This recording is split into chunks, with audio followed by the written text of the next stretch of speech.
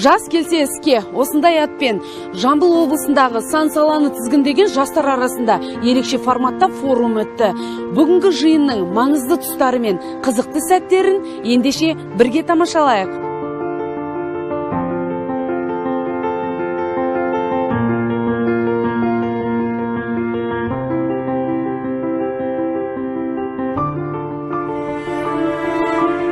Жас келсе іске. Меркі ауданында осындай атаумен аймақтағы сан саланы тізгіндеген еңбекші жастар арасында форум өтті. Облыс әкімдігі мен облыстық кәсіподақ бірлестігінің әлеуметтік әріптестік аясында ұйымдастырылған шараға 160-қа жуық жас маман тартылған. Құрметті жас достар, сіздерді жас келсе іске атты форумның ашылуымен құттықтаймын. Биылғы жыл Қазақстанның тұңғыш президенті елбасы Нұрсұлтан Назарбаевтың жарлығымен жастар жылы болып жарияланды. Бұл жастарға деген мемлекеттік қамқорлықтың айқын көрінісі. Жастар бәсекеге қабілеттілікті ғана емес, адам капиталын дамытудың шешуші факторы. Облыс халқының 22%-на жуығы жастар. Бұл үлкен күш. Сондықтан да еңбекші жастарды жарқын болашаққа негіз қалайтын жасампаздық, бірлік пен тірлікке шақыра отырып, отанымыздың әл-ауқатын жақсартуға қомақты үлес қосады деген сенімдемін. Баршаңызға сәттілік және табыс тілеймін. Бұл форум жастар жылына байланысты Жамбыл облысы әкімдігі мен Жамбыл облысы кәсіподақтар бірлестігінің әлеуметтік әріптестік аясында ұйымдастырылып отыр. Жас келсе іске деген атау бердік. Бұл атауда да қазақтың ұғымында жасқа деген сенім бар және жастардың бойында бұлақ күш бар. Сондықтан да бұл еңбекші жастар деген өзі біздің қоғамымызда алатын орны ерекше. Бұлар өмірдің ащы тұсын енді көре бастаған адамдар, еңбектің тәтті мен ащысын да сезе бастаған адамдар. Сондықтан да осы форумды ұйымдастыруда мақсатымыз ең бастысы мына еңбекші жастарға жасалып жатқан қамқорлық, мемлекеттік қамқорлық, кәсіподақтың тарапынан жасалған қамқорлық, бұлардың бәрі өз алдына бір өтірікті, бұлардың толыққанды азамат болып қалыптасуына мүмкіндігінше үлес қосу керек болып отыр. Шахтер, мұғалім, дәрігер, инженер де бар мұнда. Жас келсе істің басына, жақсы келер қасына. Аймақтағы белсенді жастармен пікір алмасып, дәріс оқуға өз ісінің майталмандарын да алдырыпты. Олар алдымен мотивациялық кеңестер беріп, әрбір қатысушыны жеке тыңдады, қолдау көрсетіп, белсенді өмір сүрудің қыр-сырын үйретті. Көп жастар ұзаққа ойлануды, жоспарлауды әлі үйренбеген. Көп жағдайда мен бүгін мектепті бітіремін, ұбытын дұрыс тапсырам, осындай деңгейде бал алуым керек деп. Болды, ары қарай не деп ойлайсың? Ары қарай соған қатысты жаңадан ойлайды. Соған қатысты мен қазір бір грант алсам, менің балыма сәйкес. Енді бал жақсы болса, жақсы қаладан және бір көзге көрінетін бір мамандық болса.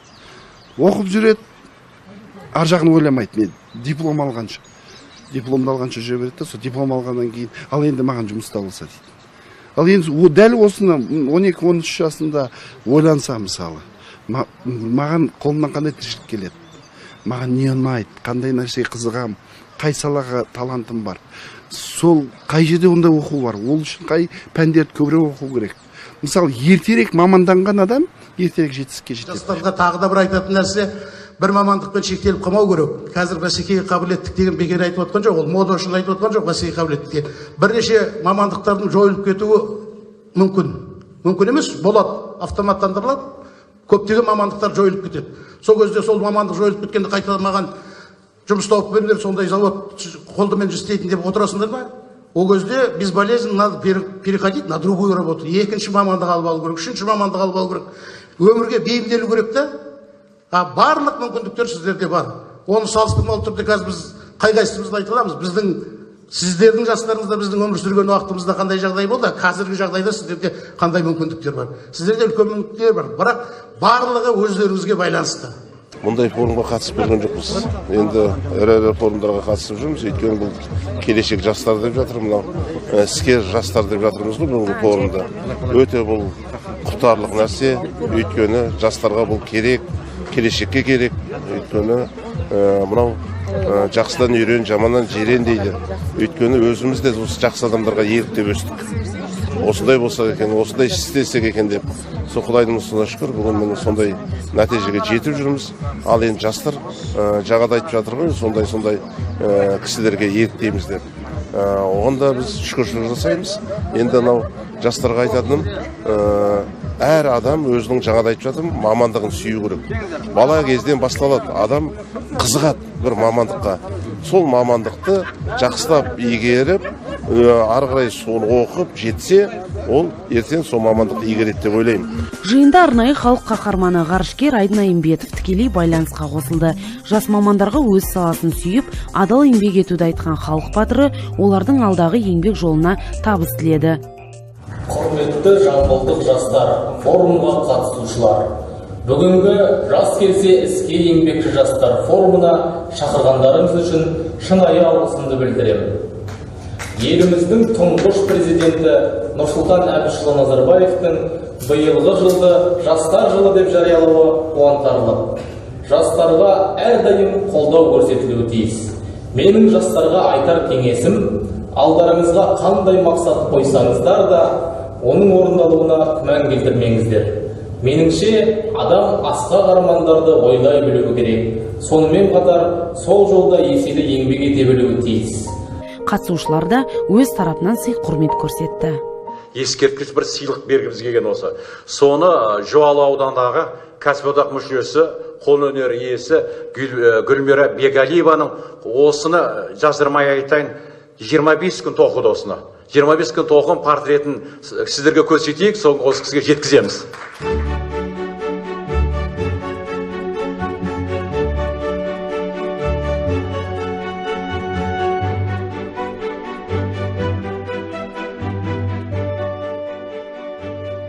Аймақта кәсіподақ мүшелерінің саны 120 мыңнан астам. Солардың 3-тен 1-і жастар. Сондықтан да еңбеккер жастардың сұранысы мен талабына сай келетін рухани әлеуметтік бастама мен жобалар аса қажет. Қазақстан кәсіподақтары Федерациясы аталған ерекше әлеуметтік бағдарламаларды толық қолдау мақсатымен барлық кәсіподақ ұйымдары мен әлеуметтік әріптестеріне үндеуін қабылдады. Сол үндеуде халықтың әлеуметтік әл-ауқатын арттыруға арналған іс-шараларды нақты жүзеге асыру және ондағы мақсаттарға қол жеткізу барлық деңгейдегі кәсіподақтар үшін басымдыққа ие деп атап көрсетілген. Өткен жылы осы мерекеде еңбекші жастардың бірінші форумы өткен болатын. Сол жерде осы мереке декларациясы қабылданды. Жастардың еңбек қатынастарына әсері осы бүгінгі таңдағы жас еңбеккерлерді әлеуметтік тұрғыдан қорғау, оларды сапалы еңбекке бейімдеу мәселесі Қазақстанда өте өзекті. Өйткені еліміздегі жастардың даму индексін күшейту, ол еліміздің рухани гуманитарлық дамуының ең негізгі көрсеткіші деп айтуға барлық негіз бар. Сондықтан осындай форумдар биыл Кәсіподақтар Федерациясының басшылығымен бүкіл Қазақстанда өтетін болады.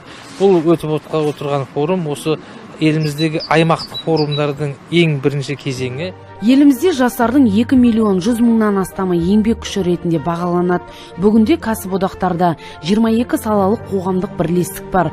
35 жасқа дейін 505 мыңға жуық, ал 29 жасқа дейін 338 мыңнан астам мүшесі бар. Осы жастардың келешегі үшін республикамыздың түкпір-түкпірінде мазмұнды басқосулар, ой таластыру және тәжірибе үйрену жиындары өтуде. Барлық облыста кәсіподақтардың келешек жастар кеңесі жұмыс істейді. Табиғаттың әсері бар, жаңағы жастардың, жалынды жастардың әсері бар, өзімізге бір рух алып, үлкен бір серпіліс беріп, жаңа жұмысқа жаңағы серпін алып отырмыз. Жалпы осы форумнан алғаным, жаңа еліміздің белді азаматтары жастарға үнде беріп, жаңағы бағыт беріп жатыр. Соны өзімізге сіңіріп, өзіміз бір жаңағы адал жолымызбен бір іс жасасақ деп жаңағы ниетпен келіп отырмыз. Жастар еркін форматта, еңбек қатынастары қай жаққа дамып бара жатыр. Біздің еліміздегі еңбек қатынастарының қандай проблемасы бар, қандай перспективасы бар.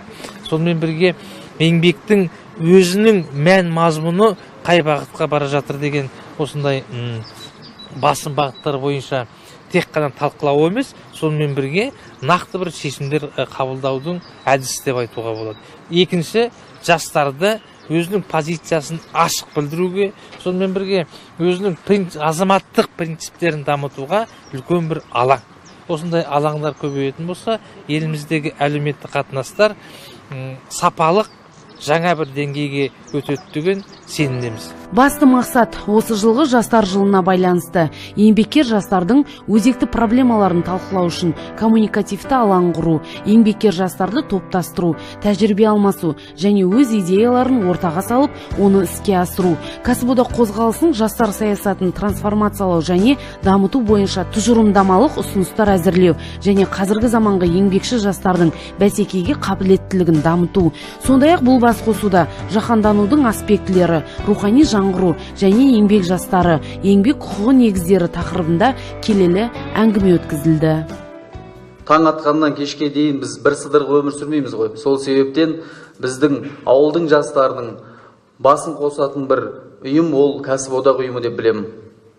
Еңбек қоғам қалыптастыру үшін осы кәсіподақ сияқты беделді ұйым керек.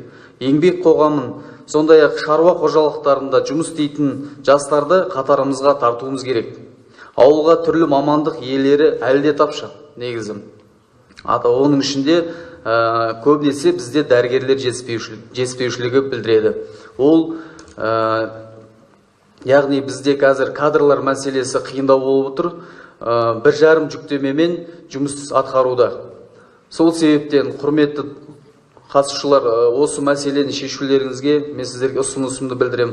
Яғни қазіргі таңда жоғарғы оқу орнында оқып жатқан, грантта оқып жатқан жастарымыз болашақта осы ауылдарға келіп 3 жыл шартты еңбекпен тұруына міндеттеу қажет деп білемін. Жас келсе іске атты кәсіподақ ұйымының ұйымдастырылып отқан форумы өте қызықты деңгейде, өте жоғары дәрежеде өтіп отыр. Оның бір дәлелі айғағы десек, осы жерде жүрген жастардың өздерінің көңіл күйінің деңгейі қандай екенінен содан ақ көруге болады. Осы жерде міне форумның бірінші бөлігі бітті десек те болады. Сол жерден шыққан жастардың әсер алғаны көздерінің жанарынан ақ білініп тұр. Осы жерге келген ағаларымыз өздерінің өмірлік тәжірибелерімен бөлісті.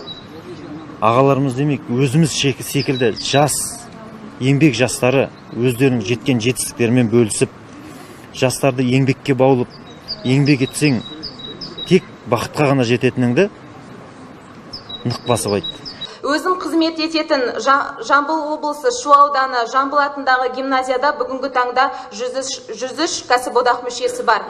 Олардың кәсіподақ мүшелерінің дені 35 жасқа дейінгі жастар. Соңғы 3 жыл аралығында білімін жетілдіру курстарынан 32 мұғалім және жаңартылған білім мазмұны бойынша 35 мұғалім курстан өттіп, қазіргі кезде 51 ұстаз жаңартылған білім мазмұнымен оқитын сыныптарда жұмыс жасайды.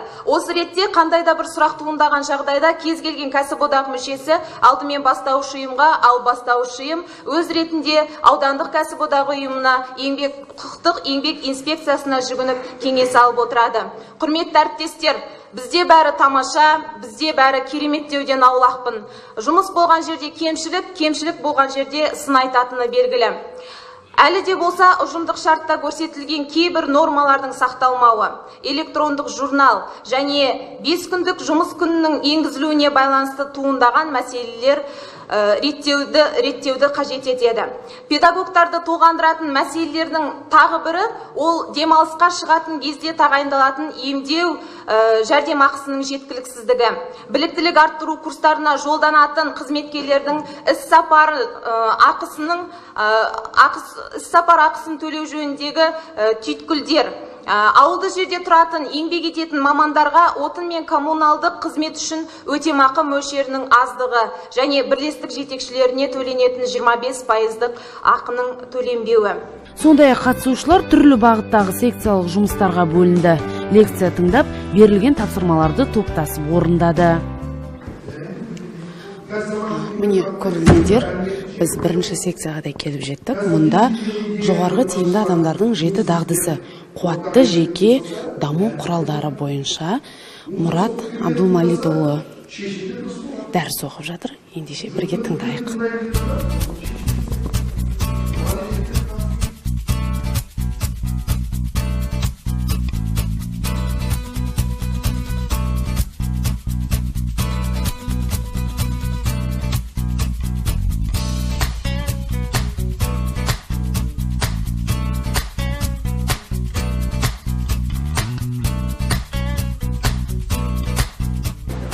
Құрметті көрермендер, міне біз дәл қазір екінші секцияға келіп тоқтадық. Мұндағы жастарға берілген тапсырмаларды қазір сұрап білейік. Ернұр, сәлематсыз ба? Саламатсыз ба? Сіздерге қазір алғашқы тапсырмада келіп түскен сияқты, не туралы болып жатыр, қалай? Бізге қазіргі таңда Бибігүл Шәкірбаеваның берген тапсырмасы кәсіподақ көшбасшысының жеке қасиеттері қандай болу керек екенін жай сөзбен ғана емес, осыны мынау суретпен түсіндіру керегі берілген болатын. Сонымен қатар осы көшбасшы ретінде ол өзінің артындағы ұжымына ол қандай шапағатын, олармен қалай жұмыс істеу керек екенін, оны алдағы оның мақсат міндеттерін көрсету тапсырмасы берген болатын. Біз қазір ұжымымызбен соны шешудеміз, талқылаудамыз. Рахмет. Біз міне екінші топқа келіп тұрмыз. Жансая, сәлематсыз ба? Қандай сурет салып жатсыздар? Сіздерге қандай тапсырма берілді? Бізге негізінде барлық три командасы ортақ команданың қай жақтан келгендерін жұмыс барысымен сол жағын біз салып жатырмыз. Бірақ бізді бәрімізді осы кәсіподақ жинап отыр бүгін. Сондықтан мына біз өзіміздің қай жақтағы қай салада жұмыс атқаратынымызды салып, сол профсоюзный кәсіподаққа көрсетіп ортақ бір сурет. Қысқаша айтқан кезде өздеріңіздің атқарған жұмыстарыңызды әріпсіз, жазусыз, суретке түсіріп өз арзы қалай бұл жерде ешқандай әріп сөз қолдануға болмайды. Бәрін картинкамен, сөзбен, суретпен жеткізуге. Бүкіл өзіміздің ойымыз. Дайындық қалай? Дайындық жақсы. Команда, түсіндіре аламыз. Бізде команда бір-біріне басына кішкене тайтыласып болды. Одан кейін бір-бірін тыңдап, бәріміз бір ойға келіп, осы мына сот жүйесінде мысалы әділдікті осы картинканы алып күннің әрбір сәулесінде әрбір мамандық бейнеленген. Мынау Қазақстан темір жолы, мынау әуе қорғанысы, мынау білім несі, мынау балабақша, сондай әлемдік стандарттар, нормалар, да?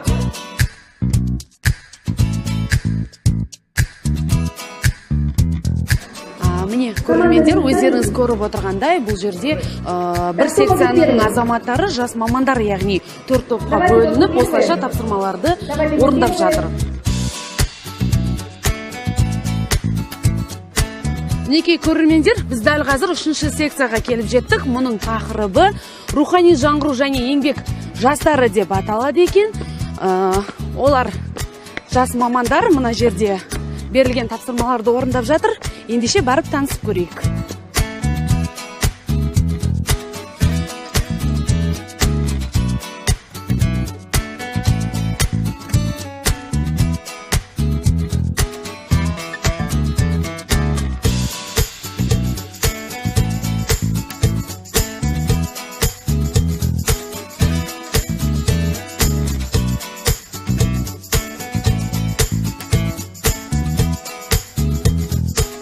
Іс-шара соңында жас мамандарға арнайы сертификат табысталды. Жалпы, мынау бүгінгі таңдағы маңызды тақырыптар десек болады, маңызды мәселелер кең көлемде айтылып, кең көлемде дәріс берілді. Әр жасқа, сүрінген жасқа тұрып қайта жүруге құқы бар екендігі туралы маңызды ақпараттар беріліп, практикалық тұрғыдан теориялық білімді қаншалықты пайдалу керек екенінің маңыздылығы, өмірде тек бір саламен ғана бағытталып қана қоймай, жан-жақты болып, өзіміздің рухани құндылығымызды, қолда бар байлығымызды қолдану, оны қолданысқа енгізу, жан-жақты салада пайдалану, ел экономикасына дамуға жаңағыдай қаншалықты өзіміздің мүмкіндігіміз бар екендігін ашып, айқын түсіндірген бір жиын болды бүгінгі. Мен өте бүгін жастар форумына осындай кәсіподақ мүшесіне алғысымды айтқым келіп отыр. Өте организатордық қабілеттілігі өте күшті деп ойлаймын. Өте қатты әсері алдым, мотивация берді. Мен ойлаймын, ары қарай жылжимын, ары қарай өнемін, өсемін, мақсат қоя білемін. Былайша айтқанда өте жақсы әсер алдым. Бүгін кәсіподақтар федерациясының ұйымдастыруымен Жамбыл облысының еңбекші жастарының форумы өтті. Жас келсе іске атты форумы өте керемет форум болды. Өзіме қатты ұнап отыр.